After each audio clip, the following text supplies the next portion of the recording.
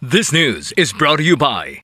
Are you experiencing body weakness? Do you have delayed wound healing? Do you feel hungry all the time? You may have diabetes. A powerful duo to help diabetic. Natural way of lowering blood sugar level. Clinica DTX 500 is a powerful duo that combines of ampalaya extract and the sugarcane extract. Clinica DTX 500 stimulates the production of insulin, enhance conversion to energy.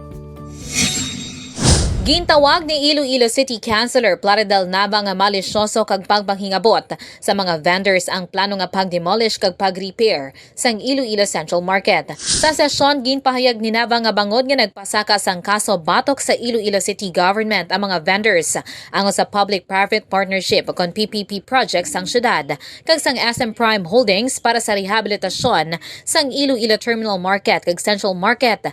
Gilayon man nga ginmando sang alkalde ang demolition sang merkado. Suno pa sa konsehal nag-aapelar ini sa mga katapo sang Iloilo City Council nga magbatsyag man sang kaluoy para sa mga vendors nga apektado sa himuon nga demolition. Dugang pa niya ginadali-dali nga ipasar ang ordinansa para sa road closure sang Dalan Rizal, Aldeguer, Isnart kag Huangco agud nga maumpisahan ang demolition sang merkado apang wala mahibalaan kung bala na pahibalo ang transport groups, riding public kag ang mga eskwelahan nga mahimo maapektuhan sang patigayunon nga pagpasirado sang dalan.